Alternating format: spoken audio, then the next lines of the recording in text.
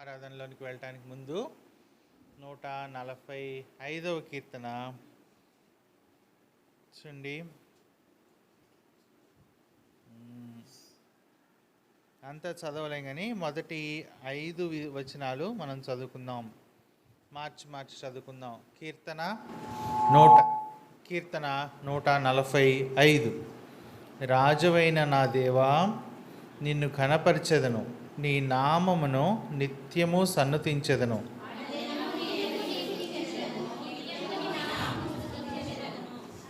యెహోవా మహాత్యము గలవాడు, ఆయన అధిక స్తోత్రము నందదగినవాడు, ఆయన మహాత్యము గ్రహింపశక్యము కానిది.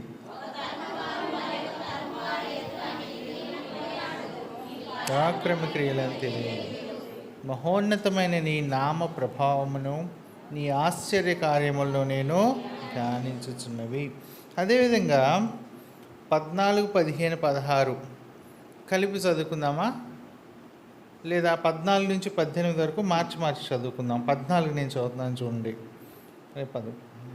13. నీ రాజ్యము శాశ్వత రాజ్యము, నీ రాజ్య పరిపాలన తరతరములు నిలుచును. కుంగిపోయిన వారిని అందరినీ లేవనెత్తు. సర్వజీవుల కన్నులు నీ వైపు చూచుచున్నవి, తగిన కాలమందు నీవు వారికి ఆహారం ఇచ్చుచున్నావు.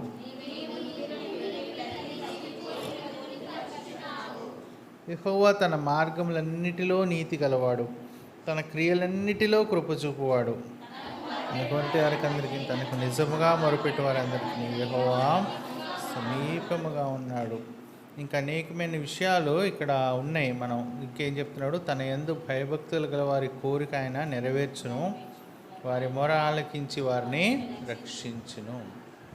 సాయం నిమిత్తం ప్రార్థన చేద్దాం. ప్రేమగల మా పరలోక తండ్రి, ఈ వాక్యాన్ని ధ్యానించుకోవడానికి మాకు మరొకసారి మీ సహాయం దయచేయమని, అయోగ్యమైన దాసుడిని సిలువ చాటున మరుగుపరుచుకున్నామని ఇచ్చిన ప్రార్థన యేసు ప్రభువుతో వేడుకుంటున్నాం తండ్రి, ఆమేన్. ఈ కీర్తనాకారుడు దావీదు రాసినటువంటి కీర్తన అన్నమాట. ఆయన ఏ విధంగా దేవుణ్ణి ఆరాధిస్తున్నాడంటే, మొదట మాట, రాజవైన నా దేవా. మన దేవుడిని, తన దేవుడిని ఆయన రాజుగా గుర్తిస్తూ ఉంటున్నాడు. ఆయన నిజానికి అత్యున్నతమైన సింహాసనం అందున్న రాజు. మన క్రైస్తవ జీవితంలో ఆయన్ని రాజుగా మనం ప్రతిష్ఠించినప్పుడు అనేక సార్లు ఆయన ఆధిపత్యానికి, అధికారానికి ఎందుకు రాం. అటువంటి సందర్భాల్లో మన ఆరాధన సంపూర్ణంగా ఉండదు. కానీ ఇక్కడ ఈయన అంటా ఉంటున్నాడు, రాజవైన నా దేవా. మన దేవుడు రాజు. రాజుకి అనేకమైన ప్రత్యేకతలు ఉంటాయి, వేరేగా చెప్పనవసరంలా. ఆయన రాజ్యం ఉంటుంది, రాజ్య పరిపాలన ఉంటుంది. ఒక రాజ్య పరిపాలన ఉంటున్నప్పుడు ఆ రాజ్యంలో ఉన్నటువంటి పౌరులకు అనేకమైనటువంటి ప్రత్యేకతలు, అంటే ప్రివిలేజెస్ అంటారు, అనేకమైన సౌలభ్యాలు ఉంటాయి. ఉదాహరణకి ఒక ఇహలోకపు రాజ్యం అనుకోండి. కొన్ని దేశాల్లో ఎట్లా తెలుసా, చిన్న పిల్లలు పుట్టినది మొదలుకొని, అంటే వాడు పుట్టిన దగ్గర నుంచి వాడు 5 ఏళ్ళు వచ్చే వరకు వాడికి ఏ మెడికల్ నీడ్ అయినా, అంటే ఏ అవసరమైనా ప్రభుత్వమే, ఆ రాజ్యమే భరిస్తుంది. ఒక్క పైసా కూడా పనిలేదు.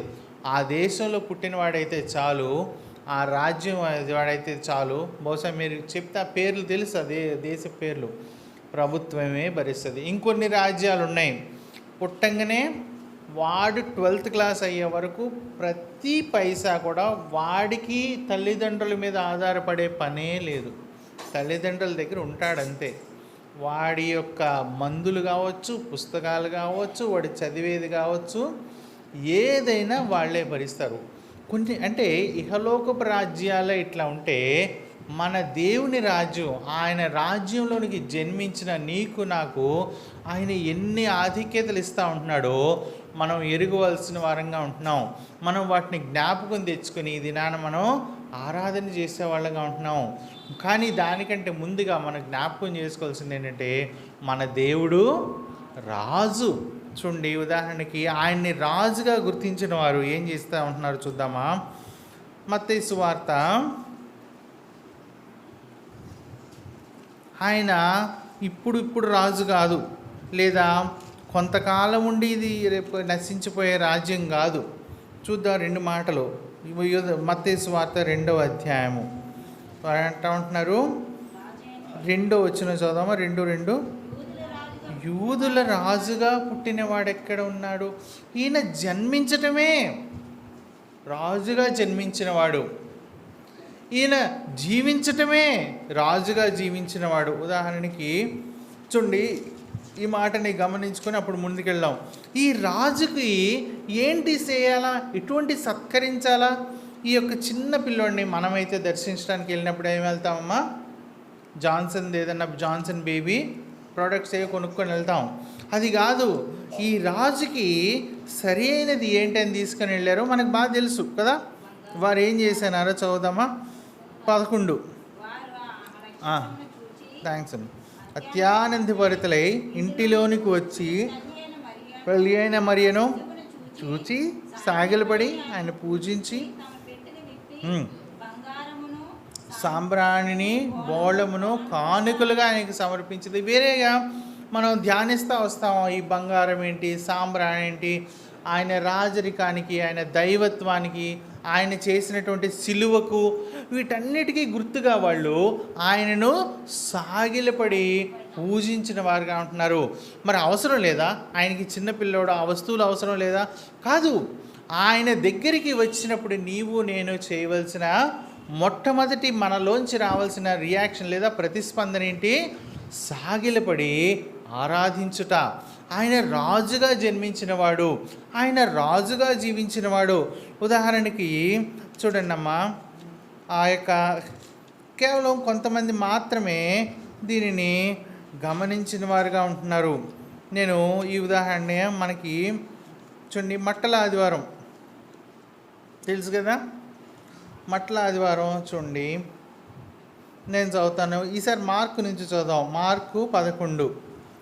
యేసు ప్రభు ఈ యొక్క గాడిద మీద ప్రయాణం చేస్తున్నప్పుడు ఆయన జీవితకాలంలో వారు ఎట్లా గుర్తించినారో చూద్దామా. నేను చదువుతాను చూడండి అమ్మ. 9 మార్కు 11:9. మరియు ముందు వెళ్ళిచుండిన వారును వెనుక వచ్చుచుండిన వారును జయము ప్రభువు పేరట వచ్చువాడు స్తుతింపబడి వచ్చుచున్న మన తండ్రి అయిన దావీదు రాజ్యము స్తుతింపబడుగాక, సర్వోన్నతమైన స్థలములలో జయము. ఇక్కడ వారు ఆయన ఊరేగింపుతో వస్తున్నప్పుడు ఆయన జీవితం కూడా రాజుగా జీవించిన వాడు. మనం అనుకుంటాం ఆయన రాజ్యం ఏది, ఆయన పరిపాలన దండను పట్టుకొని వచ్చినాడా? కాదు. వాటన్నిటి గురించి ఇప్పుడు మనం ఆరాధన వర్తమానంలో స్పష్టంగా చెప్పవల్లపడదు. కానీ ఆయన రాజుగా జీవించినవాడు. ఆయన ఆ యొక్క సర్వోన్నతమైన స్థలముల్లో జయము. ఇది ఎక్కడిది? ఆయన పుట్టినప్పుడు దేవదూతలు పాడిన పాట. సర్వోన్నతమైన స్థలముల్లో జయము, ఆయనకు స్తుతి. ఆయనకి ఇహలోకమందే కాదు పరలోకమందు కూడా ఆయనకు జయము, స్తుతి కలగవలసి ఉన్నది అని వారు గుర్తించిన వారుగా ఉంటున్నారు. నీవు నేను కూడా ఈ గుర్తించిన వారిలో ఉంటే నీవు నేను ఆయన ఆరాధించే వాళ్ళగా ఉంటున్నాం. వారు అంటూ ఉంటున్నారు జయము మన తండ్రి అయిన దావీదు రాజ్యము స్తుతించబడుగాక. ఆయన దావీదు రాజు, దావీదు కుమారుడు, దావీదు పేరిట వస్తున్నటువంటి మా రాజు. ఆ గుడ్డివాడు ఏమని పిలిచాడు? దావీదు కుమారుడా. ఆయన వైద్యుని పేరు పెట్టి పిలవచ్చు కదా, లేదా ఇంకొక మంచి దానకర్త పేరు పెట్టి పిలవచ్చు కదా. ఎందుకంటున్నాడు దావీదు కుమారుడా. దావీదు రాజు అయితే నీవు కూడా రాజువే. కాబట్టి నీ రాజ్యాధికారంలోనికి, నీ రాజ్యంలోనికి నన్ను జన్మింపజేస్తున్నప్పుడు నా యొక్క ఆత్మీయ గుడ్డితనం పోవడమే కాదు, నా యొక్క భౌతికమైన గుడ్డితనం కూడా పోయేదిగా ఉంటుంది. ఎవరో మంచి దానం చేసిన వారి పేరు పిలవట్లేదు, కానీ దావీదు కుమారుడా. ఆయన నిన్ను నన్ను తన రాజ్యంలోనికి జన్మింపజేస్తున్నప్పుడు మనకి ఏమవుతుందమ్మా? మన ఆత్మీయమైన గుడ్డితనం, మనం ఎఫ్ఎస్సీలో మనం గుడ్డి వారంగా చీకటి వారంగా ఉంటున్నప్పుడు ఆయన తన రాజ్యంలోనికి తన మహిమలోనికి జన్మింపజేసి తన పిల్లలుగా మనల్ని చేస్తున్నప్పుడు ఆత్మీయమైన అంధత్వం పోయింది. ఈయనకైతే భౌతికమైనటువంటి అంధత్వం కూడా పోయింది. ఆయన మన ప్రతి ఒక్క ఆయన అంటూ ఉన్నాడు, అయ్యా నేను నీ రాజ్యంలో జన్మించినప్పుడు, నిన్ను రాజుగా నేను చేసుకున్నప్పుడు నా యొక్క ప్రతి అవసరతను నువ్వు తీర్చగలిగిన వాడుగా అంటున్నాడు. మనం ఈ మాటలు చదువుకున్నాం. ఈ రాజు నీ యొక్క నా యొక్క ప్రతి అవసరతను తీర్చగల శక్తిమంతుడే అంటున్నాడు. రాజుల్లో మనం ఇందాక చదివాం, రాజులు రాజ్యాల్లో కొన్ని మంచి ఉంటాయి, కొన్ని నిరంకుశమైన రాజ్యాలు ఉన్నాయి. మనకు తెలుసు కదా, న్యూస్ పేపర్ చదువుతూ ఉంటే ఒరే మన పరిస్థితి ఇట్లా ఉంటే ఆ దేశం చూడండి రా ఎట్లా భరిస్తున్నారో ప్రజలు, వాటి పేర్లు మీకు తెలుసు. అటువంటి రాజ్యం కాదు, మన దేవుని రాజ్యంలోనికి వచ్చినప్పుడు ఆయన నిన్ను నన్ను అరచేతి మీద చెక్కుని నీ వైపు నా వైపు చూసి నిన్ను నన్ను ప్రేమించే రాజుగా ఉంటున్నాడు అనమాట. ఆయన రాజుగా జీవించినాడు, రాజుగా మరణించినాడు. సిలువ మీద ఆయనకి ఏమని రాసి పెట్టారమ్మా? అయితే రిఫరెన్స్ కూడా చూడాలి. సిలువ మీద ఆయనకి రాసినప్పుడు ఏం చెప్తా ఉంటున్నాడంటే, ఈయన యూదుల రాజు అను పై విలాసము, అంటే ఆయన అడ్రస్సు విలాసము అంటే ఆయనకి చెందినటువంటి ఐడెంటిఫికేషన్ పైన ఈయన రాజు. యూదులు వచ్చన్నారంట, నువ్వు తీసే యూదుల రాజు అని చెప్పుకున్నాడు కానీ యూదుల రాజు అని పెట్టుకోవద్దు అంటే పిలాతు ఏమన్నాడంట, నేను వ్రాసినదేమో వ్రాసి తిని. ఆయన తన మరణంలో కూడా రాజుగా మరణించిన వాడుగా ఉంటున్నాడు. ఆయన సమాధి చేయబడినప్పుడు కూడా తగు రీతిలో మీరు ఎప్పుడైనా గమనించండి అమ్మా, యేసు ప్రభు యొక్క మరణ భూస్థాపన పునరుద్ధానాల్లో ఆయన సమాధి అననుకూల పరిస్థితిలో కూడా బహు ఘనంగా జరిగింది. సాయంకాలం విశ్రాంతి దిన సాయంకాలం వాళ్ళు వేరే దూరాలు వెళ్ళడానికి లేదు. ప్రభుత్వం అంతా వ్యతిరేకంగా ఉంది. ఎవరికి? పిలాతు సహా ఆయనకు వ్యతిరేకంగా ఉండి ఆయనను చంపనాజ్ఞాపించినాడు. అవునా? అటువంటి ప్రతికూల పరిస్థితుల్లో ఆయన సమాధి ఎట్లా జరగాల? విడిచిపెట్టబడలేదు. ఆయన సమాధి మీరు కనుక చదువుతూ ఉంటే, మీరు ఈ లూకా సువార్త యోహాను సువార్తలో దయచేసి గమనించండి ఆయన సమాధి ఎలా జరిగిందో. లేకపోతే నేను కూడా ఒక నిమిషం చదువుతాను వీలైతే. చూడండి, మీరు ఈ దయచేసి ఈసారి గమనించండి. ఆయన నేను ఒక మాట చదువుతాను. 19వ అధ్యాయం చదువుతామా? యోహాను సువార్త 38లో. అటు తర్వాత యూదుల భయం వలన రహస్యముగా యేసు శిష్యుడైన అరిమతయి యోసేపు తాను యేసు దేహమును తీసుకుని పోటుకు పిలాతునద్ద సెలవు అడిగాను. పిలాతు సెలవిత్తను గనక అతడు వచ్చి యేసు దేహమును తీసుకుని పోయాను. ఇక్కడి నుంచి గమనించండి అమ్మా. మొదట రాత్రివేళ ఆయన దగ్గరకు వచ్చిన నికోదేము కూడా బోళముతో కలిపిన అగరు రమ్మారమి 150 సేర్ల ఎత్తు తెచ్చను. వారు యేసు దేహమును ఎత్తుకొని వచ్చి యూదులు పాతిపెట్టు మర్యాద చొప్పున ఆ సుగంధ ద్రవ్యములు దానికి పూసి నారబట్టలు చుట్టది. ఆయన సిలువ వేయబడిన స్థలంలో ఒక తోట ఉండెను. ఆ తోటలో ఎవడునూ ఎప్పుడూ ఉంచబడిన కొత్త సమాధి ఒకటి ఉండెను. ఆ సమాధి సమీపంలో ఉండెను కనుక ఆ దినం యూదులు సిద్ధపరిచే దినమైందని వారు అందులో వేసి పెట్టింది. ఇక్కడ అరిమతయి యోసేపు నికోదేము కలిపి చేస్తున్నటువంటి పరిచర్య మనం గమనిస్తూ ఉంటున్నాం. వారు తగు రీతిలో యూదులు పాతిపెట్టు సకలమైన మర్యాద చొప్పున ఆయనకి సుగంధ ద్రవ్యాలు పూసి నారబెట్టలు చుట్టి క్రొత్తదైన ఒక సమాధిలో ఆయనకి ఏం అవసరం? రెండు రోజుల కోసమే కదా, 3 దినాలకే కదా. ఈ శుక్రవారం పెడితే ఆదివారం వచ్చేస్తాడు కదా. అవి లేదు. ఆయన పాతి పెట్టబడిన సమయంలో కూడా ఘనమైన రీతిలో ఆయన పాతి పెట్టబడినాడు. గమనించండి, అవమానపరచబడతా ఉంటున్నాడు. అవమానమైనటువంటి మరణం పొందినవాడు, కానీ తన రాజరికం అట్లనే నిలిచి ఉన్నది. అంత మాత్రమే కదా, ఎఫెసీ పత్రిక 1వ అధ్యాయము, ఎఫెసీ పత్రిక ఆయన మరణంలో మాత్రమే కాదు, ఆయన తిరిగి లేచినప్పుడు కూడా ఈ మాట నేను చదువుతాను, దయచేసి గమనించండి అమ్మా. 20 నుంచి 21 వరకు కలిపి ఉంది. ఎఫెసీ 1:20. ఆయన ఆ బలాతిశయము చేత క్రీస్తును మృతులలో నుండి లేపి సమస్తమైన ఆధిపత్యము కంటే, అధికారము కంటే, శక్తి కంటే, ప్రభుత్వం కంటే, ఈ ప్రతి మాట గమనించండి అమ్మ. ఈ యుగమునందు మాత్రమే కాదు, రాబో యుగమునందును పేరు పొందిన ప్రతి నామము కంటే ఎంతో హెచ్చుగా పరలోకమందు ఆయన తన కుడిపార్శ్వమందు కూర్చుండబెట్టుకుని ఉన్నాడు. ఇది చదివితే 2వ అధ్యాయం 3లో కూడా చూడండి, ఆయన ఎక్కడ కూర్చున్నాడో కూడా చూడండి, ఇవన్నీ చెప్తా ఉంటున్నాడు అనమాట. 6-7 వచనాల్లో ఆయన కూర్చోవటం, నిన్ను నన్ను కూర్చోబెట్టం, ఆయన జన్మించినది, జీవించినది, మరణించినది, తిరిగి లేచి పరలోకంలో తండ్రి కుడిపార్శ్వమున తండ్రి సింహాసనం మీద ఆసీనుడైనటువంటి ఈ రాజు, వీటన్నిటినీ జ్ఞాపకం చేసుకొని ఈ యొక్క భక్తుడు అంటున్నాడు, రాజవైన నా దేవా. ఎవరు మీ రాజు అంటే, మనం అనేక సార్లు ఆయన్ని దీనుడిగా, గొర్రెపిల్లగా జ్ఞాపకం చేసుకుంటాం. మంచిది, చాలా శ్రేష్టమైన అనుభవం, చాలా ఆశీర్వాదకరమైన అనుభవం.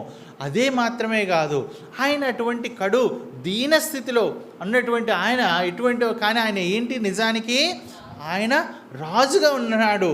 ఎందుకు నేను ఈ దినాన్ని మనకి జ్ఞాపకం చేసుకోవాలంటే, రాజు మనవాడైనప్పుడు మనకేమైనా కొరత ఉంటుందా అమ్మ? ఈ రాజు నావాడు, ఈయన ఆధిపత్యం ఇప్పుడు ఏమని చెప్తున్నాడో తెలుసా? నెబుకద్నెజరు. ఒక మాట చదువుదామా? దానియేలులో నెబుకద్నెజరు ఈ రాజ్యం గురించి ఏం చెప్తున్నాడో చూద్దామా? చూడమ్మా, దానియేలులో నెబుకద్నెజరుకి దెబ్బ తగిలింది పాపం. 4వ అధ్యాయంలో చూడండి, 5 చదువుదామా? 5వ వచనం, 4 ఆయన లేకపోతే 2 నుంచి నేను చదువుతాను చూడండి. మహోన్నతుడకు దేవుడు నా ఎడల చేసిన అద్భుతములు సూచక్రియలు మీకు తెలియజేయటకు నాకు ఈయన సాక్ష్యం చెప్తా ఉంటున్నాడు. ఎవరు? నెబుకద్నెజరు. నెబుకద్నెజరు అంటే ఎవరు? బబులోన్ అంటే ఎటువంటి దేశం అమ్మది?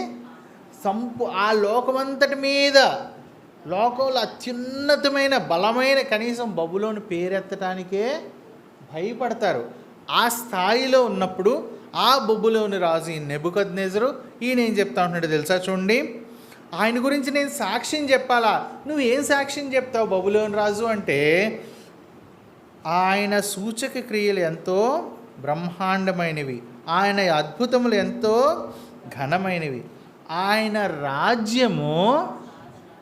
ఈ యొక్క రాజు, ఈ బబులోని రాజు ఏమంటా ఉంటున్నాడంటే, అయ్యో ఈ క్షణంలో లోకమంతటి మీద చాలా అత్యున్నతమైన రాజ్యానికి నేను రాజుగా వెలిగిపోతా ఉంటే, నేను ఒక రాజుని చూశాను, ఆయన రాజ్యము శాశ్వత రాజు. ఈ మాటలన్నీ ఎందుకు చూసుకుంటున్నాం?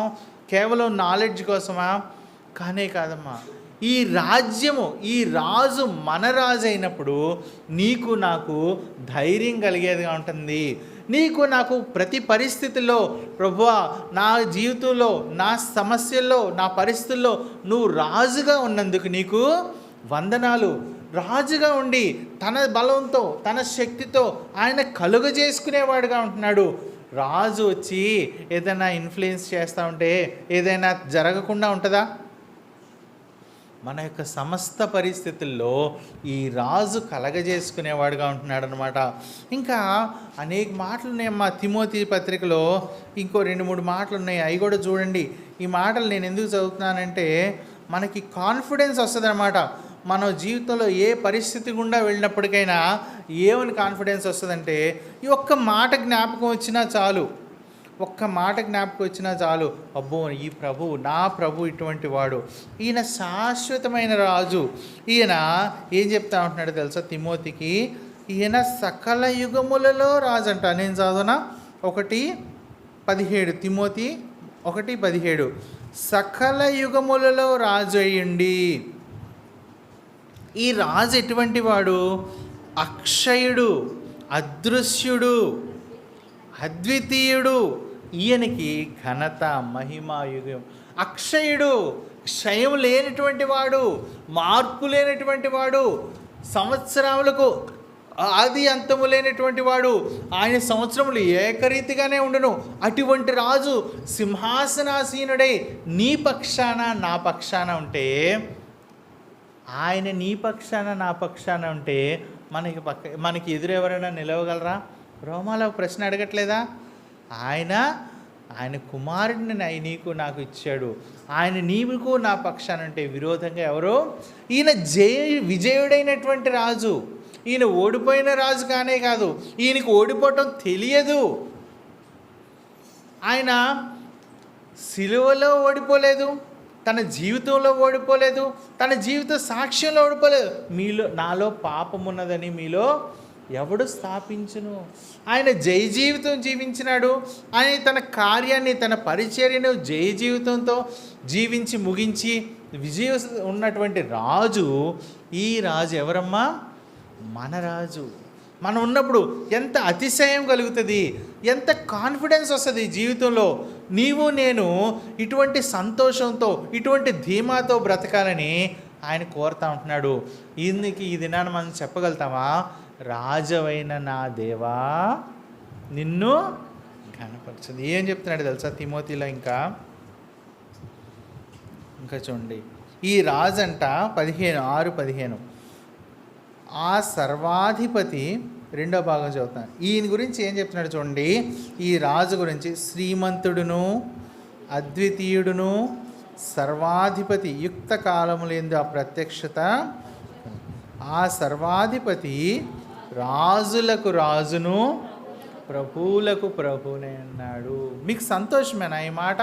ఈయన రాజులకు రాజు, ఈయన ప్రభువులకు ప్రభు, ఈయన మన దేవుడు. నువ్వు ఏ అవసరం ఉన్నా ఆయనే, ప్రభువా నాకు ఇది అవసరము. ఈ రాజ్యము అడ్డంగా ఉందంటే ఈ రాజ్యాలకి రాజు, ఈ ప్రభువులకు ప్రభు నీ పక్షాన తన కార్యాన్ని చేయ సమర్థుడు. కాబట్టి ఆ ధీమా ఉన్నప్పుడు మనలోంచి వచ్చేటువంటి ఆరాధన ఈ దినాన్ని ప్రభువు కోరుతూ ఉంటున్నాడు. ఇటువంటి ధీమా కలిగి, ఇటువంటి సంతోషాన్ని, ఇటువంటి ఆధారాన్ని కలిగి ఈయన అంటున్నాడు. ఏమంటున్నాడు తెలుసా?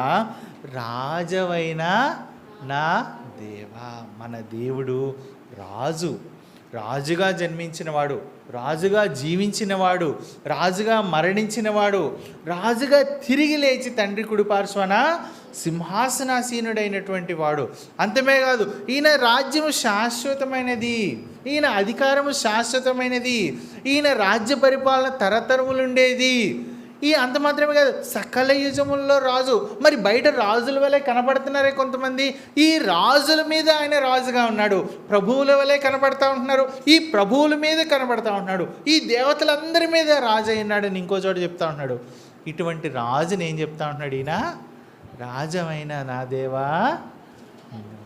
ఈ దినాన్ని ఇటువంటి రాజుని కనపరచడానికి మనం వస్తూ ఉంటే ఎంత శ్రేష్టమైనటువంటి ఆధిక్యత, ఎంత శ్రేష్టమైనటువంటి జీవితానికి ఒక భరోసా. ఈ రాజు ఏం చెప్తా ఉంటున్నాడు కదా? ఈ రాజు నీ ప్రభు అని చెప్తా ఉంటున్నాడు 45వ కీర్తనలో. వీలైతే ఒక నిమిషం టైం ఉంటే అది కూడా చూద్దాం. ఈ రాజు నావాడు. ఈ దినాన నేను మిమ్మల్ని ఆరాధన చేయమనేది ఎందుకో తెలుసా? వాక్యాన్ని బట్టి ఆ ధీమా కలిగిన వారమే. ప్రభువా నీవు ఇచ్చిన భరోసాకై వందనాలని చెప్పి ఆరాధన చేయమని కోరుతా ఉంటున్నాను. ఈయన ఏం చెప్తా ఉంటున్నాడు తెలుసా? రాజమైన నా దేవా నిన్ను ఘనపరచదని. ఆయన్ని ఘనపరచాలా? జ్ఞానులు కనపరిచారు, చిన్నపిల్లలు కనపరిచారు, పెద్దవాళ్ళు కనపరిచారు, భక్తులు కనపరిచారు, రాజులు నెబుకద్నెజరు కనపరిచాడు. ఈయన అంటా ఉన్నాడు దావీదు, ఈయనే మహారాజు. దావీదు రాజు కాదు, ఏంటి మహారాజు. ఈయన కనపరుస్తూ ఉంటున్నాడు. అంటున్నాడు అనుదిన నీ నామము నిత్యము. ఆయన నామం అంట తలుచుకుంటే ఇటువంటి నామం ఇది అత్యున్నతమైన నామము. రాజా, నా దేవా, నీ నామము అత్యున్నతమైన నామము. చూడండి ఇంకో మాట 84లో చెప్తా ఉంటున్నాడు. ఈ మాట చూడండి, ఈ రాజు గురించి సైన్యములకు అధిపతి యెహోవా. ఇది కోరహు కుమారులు చెప్తా ఉంటున్నారు. నా రాజా, నా దేవా, నీ బలిపీఠమున వద్దనే పిచ్చుకలకు. ప్రభువా లోకంలో అతి బలహీనమైనటువంటి వాళ్ళము, కానీ నీవు రాజుగా ఉన్న కారణం చేత సైన్యములకు అధిపతి యెహోవా నా రాజా, నీ బలిపీఠమునొద్దనే పిచ్చుకలు. మాళ్ళు పిచ్చుకలు లాంటి వాళ్ళం మేమే పాటి, లోకంలో మేమే పాటి. పిచ్చుక బలం ఎంతమ్మా? పిచ్చుక బలానికి సాదృశ్యమా, బలహీనానికి సాదృశ్యమా? బలహీనమైనటువంటి మాకు నీ బలిపీఠం నద్ద ఏంటి దొరికిందంట? అయ్యా నీ సిలువను బట్టి.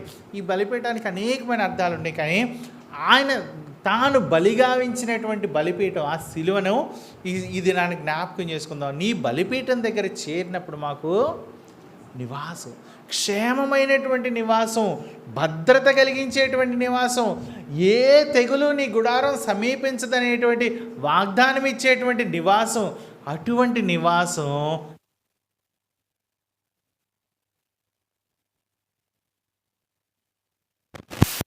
ఇది. ఇంకోటి తిరుగుతుండొచ్చు. ఇంకా 97లో చీకటిలో సంచరించే తెగులంట, అదంట, ఇదంట, ఇన్ని మాటలు. పగలు ఎండ దెబ్బ, రాత్రి వెన్నెల దెబ్బ, వీటన్నీ అనేకమైనవి ఉన్నాయి ప్రభువా. కానీ మేమేం ఆశ్రయించుకున్నాం? నీ బలిపీఠం. నీవు ఈ బలిపీఠం ఏంటంటే, ఈ బలిపీఠం మీద నీవే బలిగా అర్పించబడినావు. నిన్ను నీవే బలిగా చేసుకుని ఆ ప్రభువుకి, తండ్రికి అంగీకరించబడే బలి నీవు అర్పించావు కదా.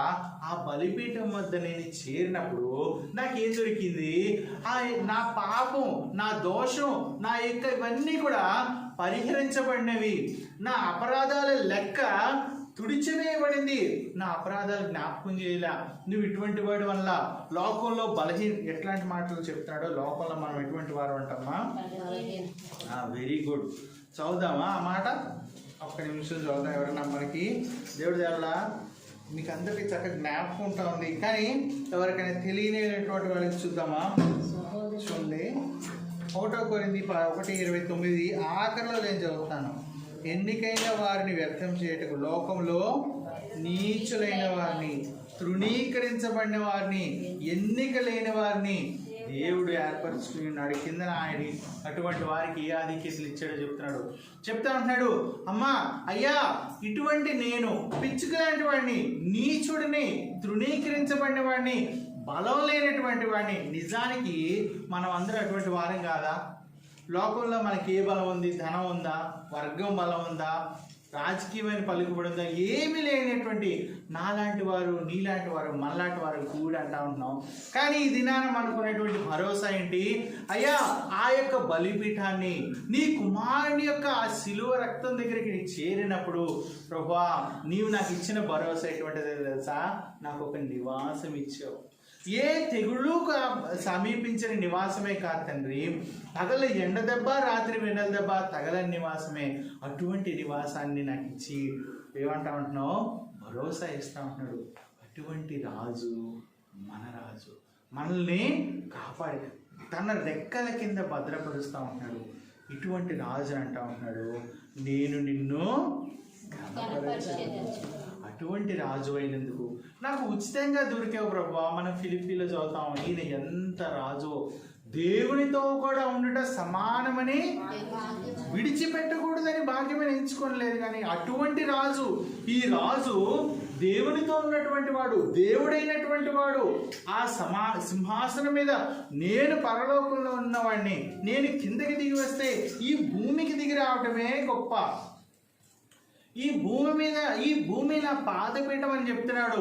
దిగి తన పాదపీఠంలో జన్మించడమే గొప్ప అయితే, అందులో కూడా ఆ ఫిలిప్పీ పత్రికలో ఆ భక్తుడు ఏమైనా ఎక్స్ప్లెయిన్ చేస్తూ ఉంటున్నాడు, 7 అంతలుగా ఎన్ని రకాలుగా తగ్గించుకున్నాడు.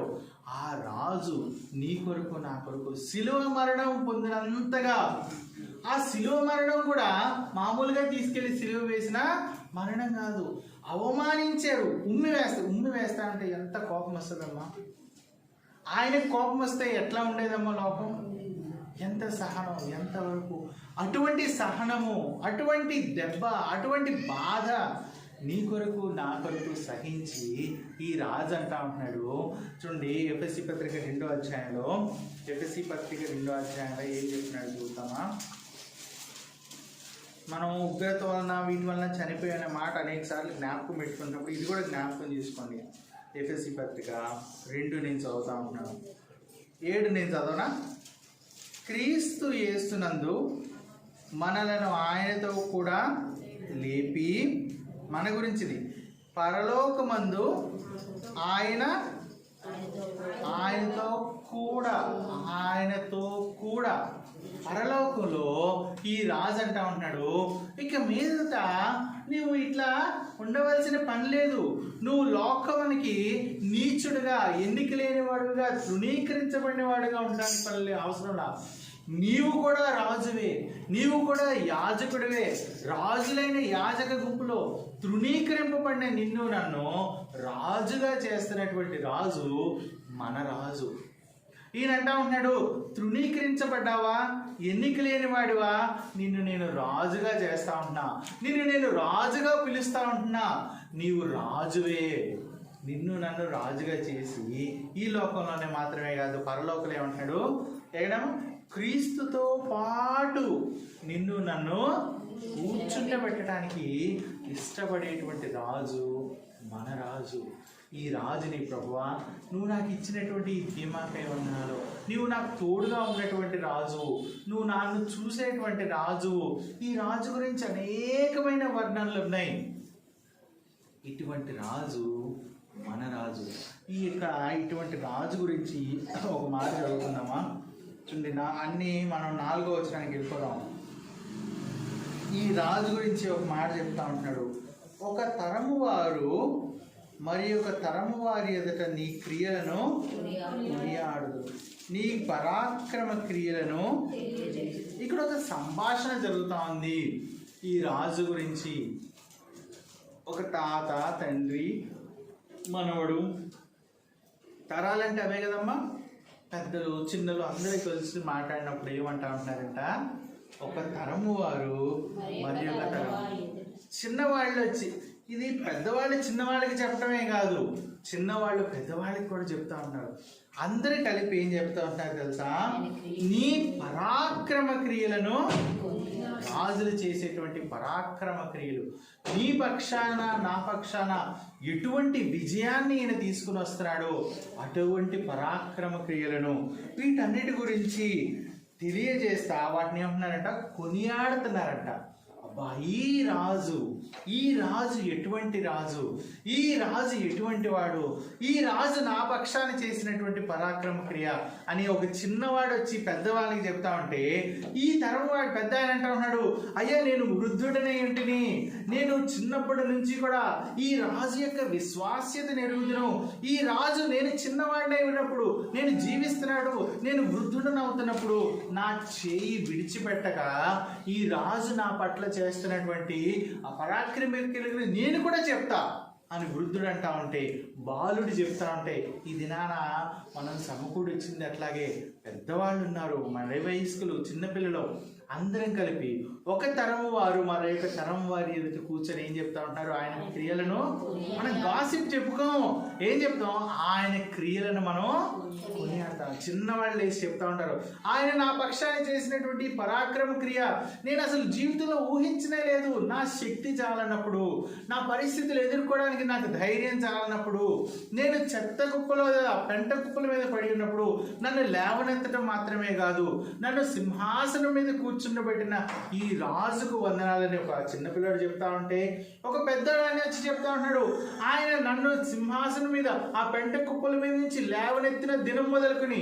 ఈ దినం వరకు కూడా నా యొక్క చేయి ఏ దినాన్ని కూడా విడిచిపెట్టలేదని ఆయన చెప్తా ఉంటే, ఒక తరం వారు మరొక తరం వారి ఎదుట ఆయన పరాక్రమ క్రియలను కొనియాడుతున్నారంట. ఇంకో మాట చూడండి, ఇంకేం చేస్తున్నారు తెలుసా, మహోన్నతమైనటువంటి ఈ మాట ఇంటికి గమనించండి, ఈ మహోన్నతమైన నీ ప్రభావ మహిమను, నీ ఆశ్చర్యకార్యములు నేను ధ్యానించగలను. బాగా ధ్యానించి ఏం చెప్తున్నాడు తెలుసా, నీ భీకర కార్యముల విక్రమను మనుషులు వివరించదు, నేను నీ మహాత్యమును వర్ణిస్తా. 2-3 మాటలు ఈయన జ్ఞాపకం చేసుకుంటా ఉంటున్నాడు. మనం చదివిన మాటలు, అనేకమైన మాటలు ఈ వచనం అంతా ఉన్నాయి, కానీ 2-3 మాటలు ఏమేమి జ్ఞాపకం చేస్తున్నాడు చదివేద్దాం, మనం చదివేసి వెళ్ళిపోదాం. వాటిలో ఏమంటా ఉంటున్నాడు తెలుసా, 13లో ఏమన్నాడు, శాశ్వత రాజ్యం అని చెప్పాడు, నీ రాజ్య పరిపాలన తరము తరము.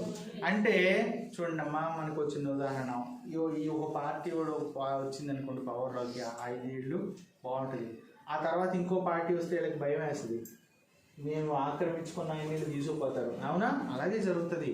కానీ ఈ రాజ్యము శాశ్వత ఈ రాజు శాశ్వత కాలం నుంచి శాశ్వత కాలానికి రాజుగా ఉంటున్నాడు. ఇంకో మాట చెప్తున్నాడు చూడండి, ఈ రాజు ఎటువంటి వాడో చెప్తా ఉన్నాడు. యెహోవా పడిపోవు వారందరినీ, మనలాంటి వాడిని పడిపోయేవాడిని ఆయన అసహ్యించుకునేవాడు కాదు, పడిపోయేవాడిని తోసివేసేవాడు కాదు, తృణీకరించేవాడు కాదు. ఈ రాజు అంటా ఉంటాడు, పడిపోయిన వారిని, నశించిపోయిన వారిని ఏం చేస్తా ఉన్నాడమ్మా? నశించిపోయిన వారిని తన దగ్గరికి వస్తే రక్షిస్తానన్నాడు. ఏమన్నాడు? తగ్గించుకొని. మనకి తెలుసమ్మా, చెత్త కుప్పలోకి వెళ్ళి ఏదైనా పాడైపోయిన వస్తువు ఉందా అని చూస్తామా మనం ఎప్పుడైనా వెళ్ళి చెత్త కుప్పలో ఏదైనా పాడైపోయిన వస్తువు ఉందా, ఆ పాడైపోయిన దాన్ని తీసుకుని బాగు చేద్దామని ఎప్పుడైనా మనం తలుస్తామా? ఈ రాజు ఏమంటాడు? నశించిన దానిని వెతుకుతా, దాన్ని రక్షిస్తా, ఆ నశించిన నీకు నాకు జీవం ఇస్తా, నశించిన నీకు నాకు ఒక ఆధారం ఇస్తా, నశించిన నీకు నాకు ఒక బ్రతికిస్తా, నశించిన నీకు నాకు ఒక మార్గం, ఒక ఆధారం, ఒక ఇవన్నీ నేను ఇస్తా, వెతికి నేను రక్షిస్తా, రక్షణిస్తా. ఇది రాజు చెప్పి. ఇంకేం చెప్తున్నాడు తెలుసు ఈ రాజు గురించి? పడిపోయే వారిని ఉద్ధరించి, కృంగిపోయిన వారిని, కృంగిపోయినప్పుడు పరిస్థితులను బట్టి దిగజారిపోతా ఉన్నప్పుడు ఏమంటాడు? 18వ కీర్తన ఎప్పుడైనా చదవండి. ఇంకేమంటాడు తెలుసా? ఇది మాట బాగుంది కదా. సర్వజీవుల కన్నులు నీ వైపు తగిన కాలంలో నీవు వాటికి నీవు నీ గుప్పెలని విప్పి ప్రతి జీవి కోరికను. ఈ మాట బాగుందా? నచ్చిందా? నాకైతే నచ్చింది. నీవు నీ గుప్పిలిని విప్పి. ఈ రాజు యొక్క రాజ్యంలో చేరిన వారు ఏమంటున్నారు తెలుసా? నీవు నీ గుప్పిలిని విప్పి ప్రతి జీవి కోరికను. ఈ రాజు ఇటువంటి రాజు జ్ఞాపకం చేసుకుంటా ఆరాధన చేయడానికి ప్రభు మనకి సహాయం చేయండి.